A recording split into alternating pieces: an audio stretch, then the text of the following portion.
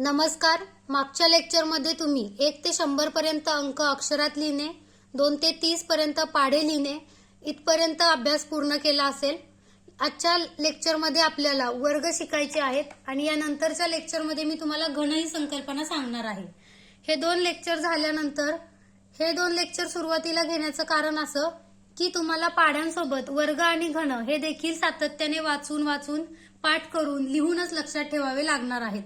यासाठी त्यानंतर अगदी तुम्हाला बेसिक पासून बेरीज, वजाबाकी, गुणाकार, भागाकार, दशांश अपूर्णांक, व्यवहारी अपूर्णांक या सगळ्या गोष्टी एक एक करून टप्प्याटप्प्याने मी शिकवेलच.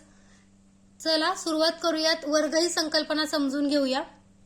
त्याआधी तुम्हाला घातांक ही संकल्पना माहीत असणं गरजेचं आहे. घातांक म्हणजे काय तर a चा n-वा घात असं जेव्हा म्हणतो याला पाया असं म्हणतात. हे डोक्यावरती लिहिलेलं आहे त्याला घात असं म्हणतात. घात किंवा घातांक.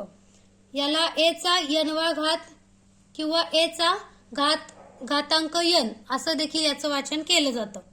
याचा अर्थ काय, हा a जो आहे तो n वेळा लिहायचा आणि त्याचा गुणाकार करायचा. a गुणिले a हे किती वेळा असणार आहे लिहायचं, n वेळा. अशा पद्धतीने हे फक्त तुम्हाला समजण्यासाठी. यानंतर वर्ग काय असतो तर कोणत्याही संख्येचा दुसरा घात हा त्याचा वर्ग असतो. मग 2 चा दुसरा घात काय असतो, 2 चा किती वेळा गुणाकार करावा लागेल, 2 हे तुम्हाला 2 वेळा लिहावे लागतील आणि त्याचा गुणाकार केला तर तो 4 येतो, म्हणजे 2 चा वर्ग 4.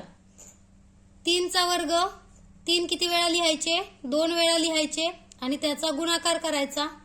3 त्रिक 9, मग 3 चा वर्ग 9. त्याच पद्धतीने 4 चा वर्ग 4 किती वेळा लिहायचा, 2 वेळा लिहायचा आणि त्याचा वर्ग 4 चोक 16. अशा पद्धतीने तुम्हाला हे वर्ग सर्वच इयत्तांमध्ये उपयोगी आहेत. सर्वच ठिकाणी तुम्हाला हे लागतात आणि वर्ग तुम्हाला पाढ्यांप्रमाणेच 1 पासून 30 पर्यंतचे वर्ग लिहायचे आहेत. इथे मी वर्ग लिहिलेले आहेत ते तुम्हाला मी समजावून सांगते. याचा तुम्ही एक स्क्रीनशॉट घेऊ शकता आणि हे वर्ग तुमच्या वहीमध्ये लिहायचे आहेत. तुम्हाला माझ्या वहीमध्ये 50 पर्यंत आहेत पण याची फार गरज नाहीये. तुम्हाला 30 पर्यंतचे वर्ग तुम्ही पाठ करावेत.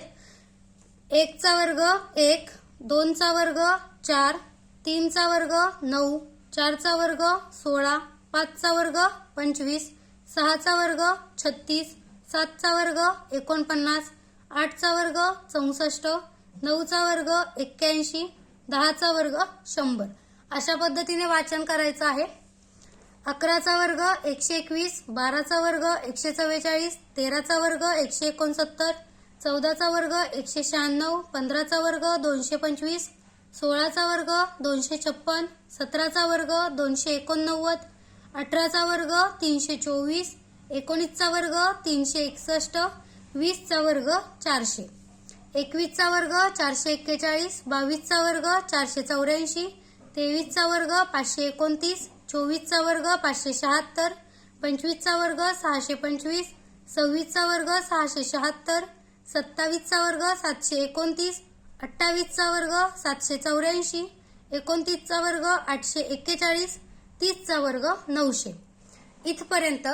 तर आजचं तुमचं काम आहे की 1 ते 30 पर्यंतचे वर्ग तुमच्या वहीमध्ये लिहायचे.